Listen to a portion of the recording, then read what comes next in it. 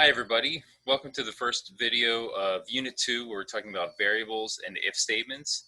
And what this unit is really about is we're going to start to build some stuff. And even with just these small parts of computer programs, there's actually quite a bit we can do. So we're going to talk about things like what are variables good for, why do we need them, what can we do with them, and some specific things like types. That's a big part of variables, especially actually in any computer programming language, but especially in C and related languages. We need to understand the types, and there's just 5 for now, so not too much in terms of C programming. How to read and write each type. What we'll see is for a lot of cases, not just reading and writing, that the way we treat values in our program has to do a lot with what their type is, and that's certainly true with reading and writing. And then we'll look at what's called branching, if you want to be fancy, or conditionals, if you also want to be fancy, and what that really means is if then else statements, which are what allows our program to sometimes do one thing and sometimes do another thing. So we're going to be looking at all these things over the next week or so, and what I want to do right now is, instead of telling you more about what these things are all going to do, let's start with the program that you know already, which is your Hello program, Hello World program from the first day of class and the first lab. And we're going to try to expand this out and make it a little bit more interesting using variables, thinking about types, input and output, and eventually some branching. So here's our program. Just as a reminder, this is just going to print Hello World to the screen. I'll take a second and say what are each of the things that we're looking at here. So we have this IC2 include line. We're always going to see some include line in our programs. What that is called a library. It's allowing us to use some functions. In this case, we're using the fputs function without having to write it ourselves. And so the IC210.h library includes a number of functions which are going to be useful for us to get started, and eventually we'll be able to use the standard, what's called the standard header library. It's not this one that we kind of made just for this class. Then your code is always going to be going in this special function called main. Later we'll have more functions, but main is a very special one because main is the function that the operating system starts running when you run your program from the command line. And everything between this opening curly brace here and this curly brace down here, that's all part of main. And so that's going to be our program right now. Our programs are always going to end with return 0. That indicates like everything went well. Remember we said in Linux kind of no news is good news. When we don't see any output like from the compiler, that means that everything was right. Similarly, from our own programs, when we return 0, that means everything was good. Of course, later we'll deal with error messages and we'll do other things besides just return 0. But the real meat of our program is just this one line so far. So there's this other stuff around that's all going to kind of be the same, but this one line with fputs hello world, that's the one that's actually doing something. And when we write programs for now, we're going to kind of have one line at a time and going straight down the program in order. So if we made another copy of this and another copy of it, we would just see 3 hello worlds whenever we eventually compile and then run that program. This is all familiar with you by now, but so far this program is not very fun. It's not very interactive. So let's add a little bit of something. Let's maybe not say hello world, but hello wherever we are. So we can say, we need to find out where are we. We can use a variable for this. So we can say cstring, and I'll say what cstring is in a second. Location equals Annapolis. Now I want to incorporate that location into the statement instead of just saying hello world. Now you might think you can just say hello location instead. And we would like this to print hello Annapolis. But what's going to happen, you can probably guess, it's going to say hello location. See, what we have here is what's called a string literal, everything between these quotes. And it's called a literal because the compiler is literally going to print out everything that's between those quotes. It's not going to substitute for any other things that we might have typed somewhere else. So we actually made a variable here. The variable name is location, and its type is a C string. So C string means like words or phrases, combination of characters, more specifically. So we actually made a C string, but we didn't incorporate it into this fput statement.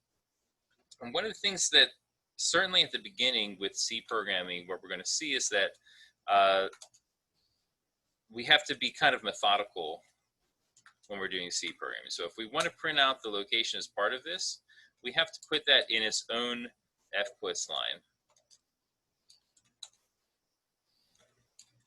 like this. Later we'll see other ways to do this with what's called printf, but that's pretty tough to deal with as well. So for now, we're just going to do things like this. If we want to print out the location in the middle, we just make 3 fputs statements where we say hello, then the location, and then the exclamation point and the new line. One important thing to notice here is that, and see that my text editor is helping us out by not highlighting this in red, this is not a string literal. So there's no double quotes here. This is the actual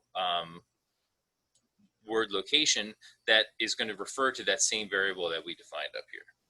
So now, if everything went well, looks like it did, then we say hello Annapolis. But actually, we didn't really make this program any better so far. We used a variable, we didn't use it in any useful way because this variable is always going to have the same value when we run this program. If we wanted to change this variable, we have to change the source code. That's kind of not desirable. So what if we just declare the variable like this, then we can read it in, and the function that we use to read in a string is called readString, where we say the location and where we want to read it from. So just like stdout is saying you want to write to the terminal screen, stdin or standard in means you want to read from the terminal. So we will read this location now instead of just always having it be Annapolis. Okay, let's see if this works. Great, let's run it. What's happening? Looks like my computer's stuck. What's going on? Well, what we asked the computer to do was to start out by reading in this string from the terminal. So that's exactly what it's trying to do right now. It's trying to read in, it's just waiting for me to type something. So if I type something, then that will work. But this wasn't a very effective program. We should usually have a nice little prompt to tell the user what we're trying to read in. So we can say, where are you? And it can be nice to not end this with a new line so that the location will show up on the same line as that. Okay, now we're cooking. So we can say, let's pretend like I'm in Chicago, and it says, hello, Chicago. So now that's actually using a variable. What we have here is a program that without compiling it again, I can have it say any location, and the program adapts to whatever I type in, however I interact with that on the command line that time. And that's kind of what variables allow us to do is our programs can be more flexible instead of always having to do the same exact thing. Okay, let's make this a little bit more interesting now. This is starting to be, I'm going to make this be like a stupid, cheesy stand-up routine. So besides the location, we also want to know what year it is. And we'll follow the same basic template here. So we can say we want to have a variable for the year, but now that variable is not going to be a C string, it's going to be an int for integers. So that's another type because a year is a different kind of thing than a location. So we'll ask, what year is it?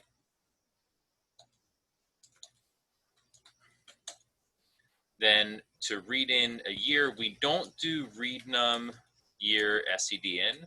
That's not the syntax for reading in a number. We say read num stdin, and that is called a function that has a return value, and we assign that to year with the equal sign. So what this is going to do is say that the year will become the value of whatever somebody typed in.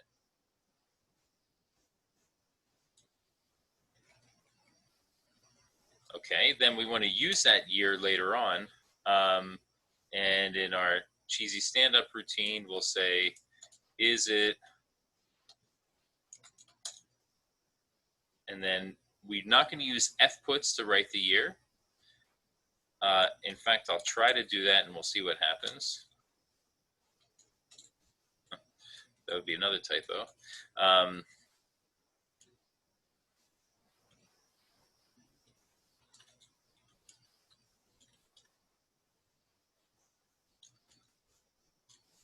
Okay, so we've read in the year and now we're trying to print it out down here.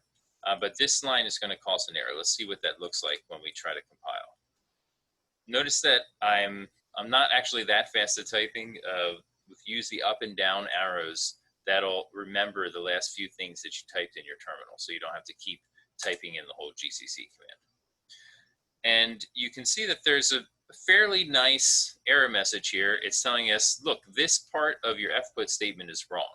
It expected this weird looking thing, but that basically means a C string, but instead it got an int. So the type is wrong. We have to use the correct types when we call functions.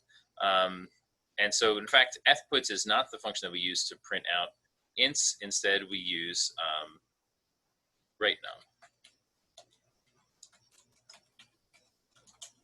which is another function from the IC210 library. And now this should work. So where are we? Let's say we're in New York City, and what year is it? Is 2020.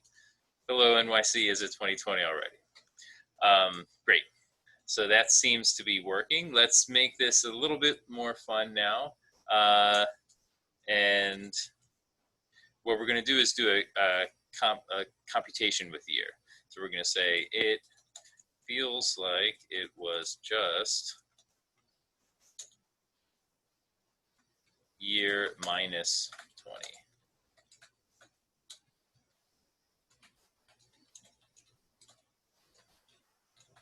Notice that for each one of these lines, I have to say std out because all of these functions need to know where they're printing to. Right now, we're always going to be printing to the terminal, but later we'll be printing to other things like files. And the big change here is that instead of just writing out a variable as it exists, we're modifying this variable before we print it out here. So we're able to do a basic arithmetic like this in C, and we can actually use our computer to compute things. So let's see how this works. Compiled successfully. Where am I? Let's say I'm in LA, and it's 2015.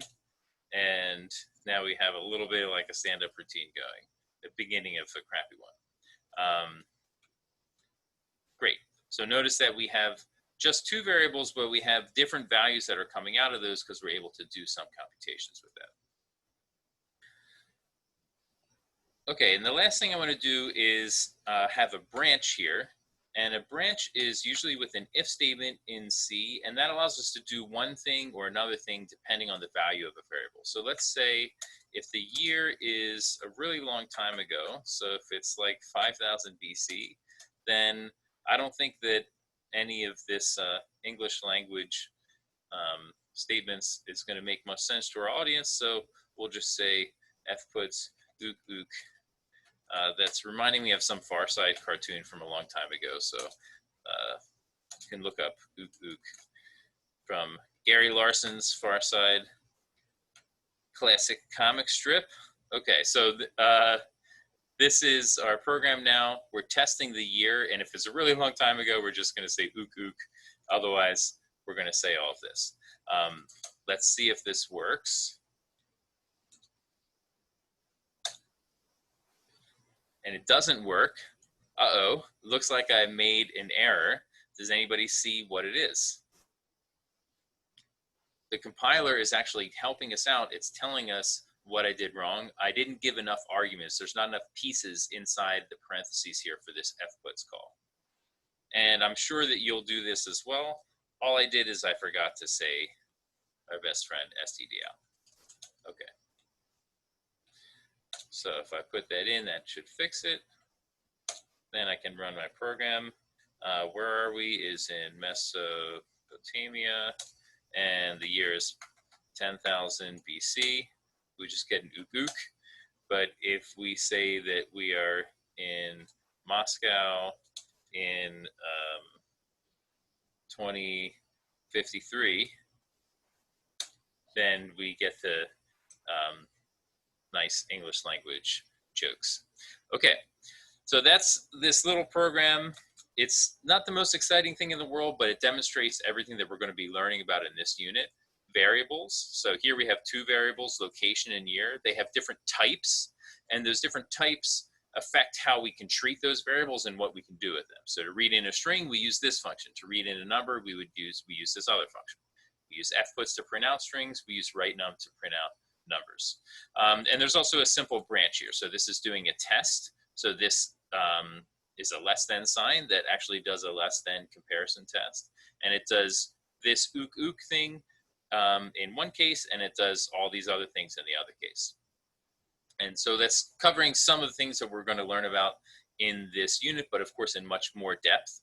And that's what you can get into next.